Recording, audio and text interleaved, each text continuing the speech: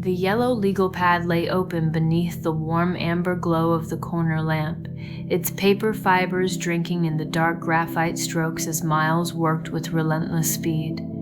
The paralyzing hesitation that had haunted him for hours had completely dissolved. With Julian's practical advice ringing in his thoughts, the architecture of the second act seemed to construct itself line by line. On the page, the world of the play expanded with vivid, tactile weight. ACT Scene 1. The switching yard at Pier 17 is an ocean of black mud, slick railroad ties, and blinding white vapor. A 30-mile-per-hour gale drives freezing rain horizontally across the tracks, howling through the open steel framework of the overhead coal chutes. Valerie Vance stays low, her boots sinking into the wet ballast gravel. She does not run in the open. She moves along the drainage culvert flanking the private siding, keeping her fedora tilted low against the biting wind. Ahead, the massive iron boiler of Locomotive 74 lets out a deafening blast of excess steam, sending a thick white curtain rolling across the tracks. Valerie seizes the distraction. She darts through the fog, ducks beneath the iron coupling of an idle flat car, and presses herself flat against the grease-stained wheel carriage of Boxcar 42. Above her head, the heavy beam of the rail yard searchlight cuts through the darkness, washing over the wet timber siding of the car. Valerie grips the cold iron brake housing beneath the chassis. The smell of burning coal, sulfur, and heavy axle grease fills her lungs. She holds her breath, waiting for the searchlight to sweep past toward the water. In her chest, beneath the wool of her dark trench coat, rests the damp leather dispatch case. The brass key inside is no longer just a tool for a lock. It is the key to 3 years of unanswered questions, the proof that Thomas Miller had not sold out the dock workers, that the altered manifest was a forgery stamped by the harbor commissioner himself. "Hold on, Thomas," Valerie murmurs into the freezing mist. "I'm bringing the books home." Miles paused for 3 seconds, his fingers aching with a sharp, exhilarating throb. He did not stop to judge the prose. He did not count the margins or worry about the mechanical precision of the sentences. The emotional heartbeat of the scene was beating strong and true. He turned the page, pinned the corner of the fresh yellow sheet with his thumb, and plunged Valerie deeper into the switching yard. The searchlight moves away, tracking a phantom movement near the coal bins. Valerie pulls herself up from the gravel, grasping the wet iron rungs bolted to the exterior corner of Boxcar 42. She climbs 3 steps, reaches for the heavy steel latch of the sliding timber door, and draws her revolver with her left hand. With a single, measured heave of her shoulder, she slides the door back 4 inches. She slips inside the darkness of the boxcar. The interior smells of cured pine shavings, raw burlap, and cold iron. In the center of the floorboards, secured to the wall with heavy hemp cargo netting, sits a tall rectangular iron crate bearing the stencil of the Boston Exchange. A sharp metallic click echoes from the shadowed corner of the car.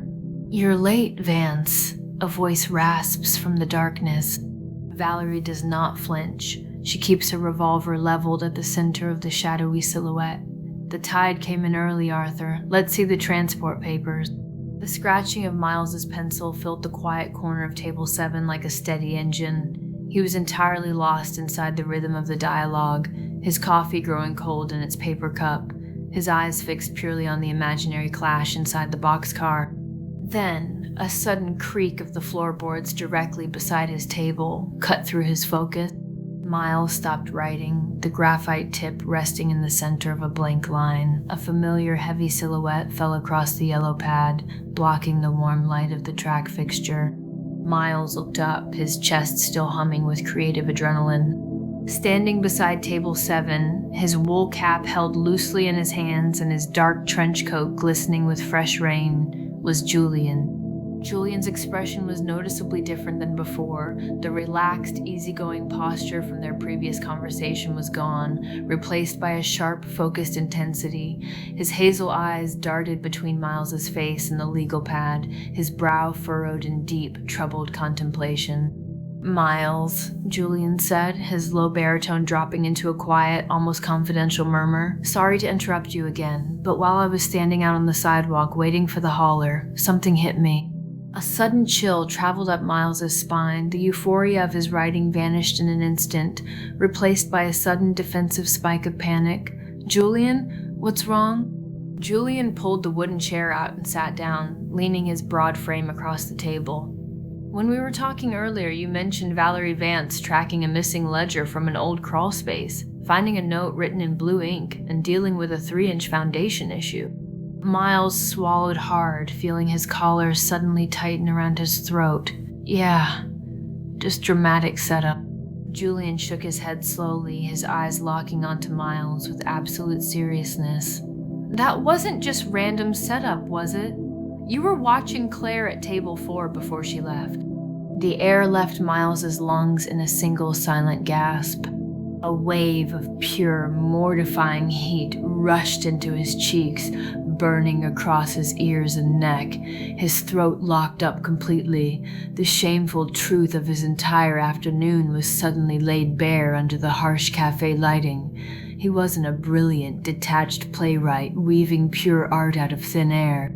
He was an eavesdropping voyeur who had spent 2 hours snooping on a stranger's private distress, taking invasive notes on her clothing, her gestures, and her phone calls, and turning her real-life crisis into cheap theatrical entertainment.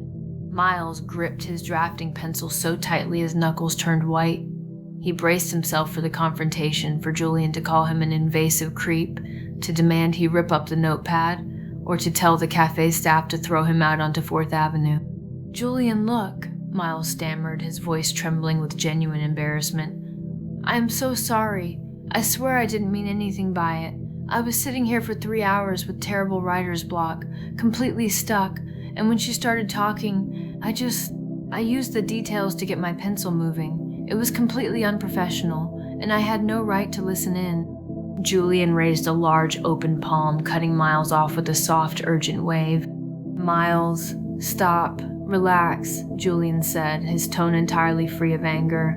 "I'm not mad at you. I don't care that you took notes. In fact, right now, you might be the only person who can save my entire night." Miles blinked, his confusion momentarily overtaking his embarrassment. "What?" Julian leaned in closer, resting his elbows on the tabletop. "Claire's phone battery died 10 minutes ago.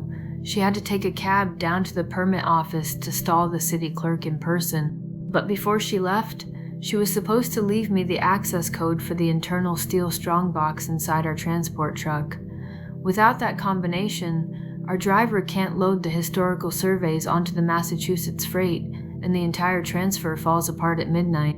Julian ran a hand over his face, letting out a ragged breath of exhaustion. "She told me over the phone that she had written the combination down while she was sitting right here at table 4. But when I searched the table earlier, I only found the gate receipt she left under the magazine. The strongbox combination wasn't on it."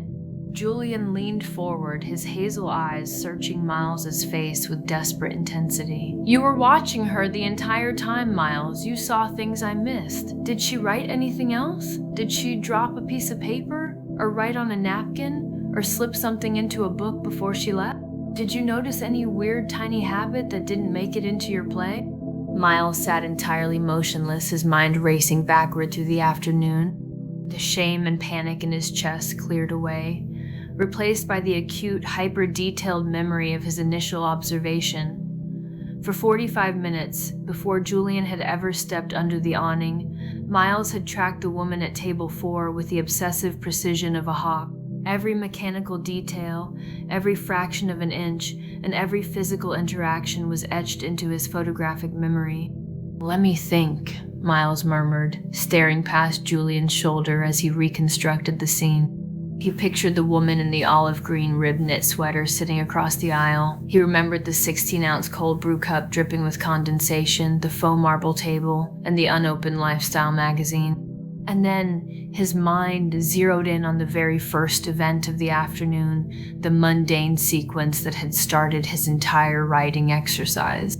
"Her pen died," Miles said slowly, his voice gaining clarity. "She was sitting at table 4, writing something down on a small piece of paper, and her ballpoint pen suddenly sputtered and stopped working right in the middle of a letter." Julian listened with rapt attention, his eyes widening. "Go on." She didn't just throw the pen away, Miles continued, the memory unfolding with perfect mechanical clarity. She disassembled the entire casing right on the table. She unscrewed the clear plastic barrel, pulled out the empty refill tube, and set the tiny silver compression spring near the edge of the tabletop. Miles tapped his pencil against his chin, recalling the exact steps. Then she opened her tote bag, pulled out a small plastic organizer, and took out a brand new blister pack for a blue fine point refill. But while she was reaching for the parts, the sleeve of her sweater brushed the table and knocked that tiny silver spring onto the floor. "The spring fell?" Julian asked, leaning closer. It dropped 28 inches straight onto the floor mat, rolled past the chair leg, and got wedged right against the black nylon wheel caster, Miles recounted, the precise physical details flowing effortlessly from his memory. She had to get down on her knee, turn on her smartphone flashlight at a low 10-degree angle, and spend over a minute searching through the shadows beneath the table until she found it propped against the metal frame. Julian looked bewildered by the sheer depth of Miles's recollection. She found the spring? She found it, blew the dust off, and checked the tension between her fingers, Miles said, a spark of sudden realization lighting up behind his own eyes. Then she seated the spring, screwed the barrel back together, clicked the top button, and tested the fresh blue ink. Miles froze. His breath caught sharply in his throat. "Wait," Miles whispered, his eyes snapping directly to Julian. "Where did she test the ink?" Julian stared at him, holding his breath. "Where?" "She didn't scribble on the table and she didn't write on the paper napkin," Miles said, the final piece of the puzzle falling into place with stunning clarity. "Before she opened the fresh refill, she tore the blister pack along the upper V-shaped notch. The packaging had a silver foil backing with a product code printed in tiny type, BKL5C. When she reassembled the pen, she took the silver foil backing and scribbled 3 test circles, followed by 5 sharp blue characters across the white cardboard margin to make sure the pigment was flowing evenly." Miles's voice rose with sudden excitement. "She didn't put that packaging in the trash, Julian. When her phone rang and she started arguing about the inspection, she shoved that silver foil backing straight into the inner back pocket of that glossy design magazine to keep it from blowing away." Julian sat completely still for 2 seconds, processing the information. Then a massive, brilliant flash of realization swept across his face. "The magazine," Julian gasped. "When I grabbed the receipt earlier, I left the magazine sitting right on the edge of table 4. Without waiting another second, Julian leaped up from his chair. He took 3 long strides across the aisle to table 4. The cafe staff had wiped the table clean, but the magazine had been neatly stacked on the lower wooden shelf beneath the counter with the rest of the day's newspapers. Julian crouched down, pulled the thick design magazine from the shelf, and flipped open the back cover. Tucked tightly inside the glossy back fold was the small, torn, rectangular cardboard packaging from the blue refill blister pack.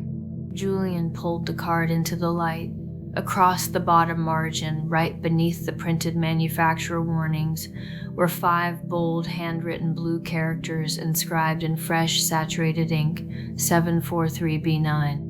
743 Bravo 9, Julian whispered, reading the digits aloud. A huge, triumphant grin broke across his face, lighting up his features with sheer, unadulterated relief. "That's the master padlock code for the truck's strongbox." Julian turned back toward table 7, holding the tiny piece of cardboard up in the air like a gold medal. "Miles, you absolute genius!" Julian exclaimed, his voice ringing out across the quiet cafe with joyful energy. "You just saved 100-year-old municipal history from a city landfill." Julian rushed over, reached across the wobbly table, and gripped Miles's shoulder with a firm, grateful squeeze. "I have to get this to the driver right now before the access gate closes. I owe you a massive dinner, my friend. A very expensive dinner." Julian pulled his smartphone from his coat pocket, already dialing the freight driver with his thumb as he hurried toward the entrance. "Frank, it's Julian.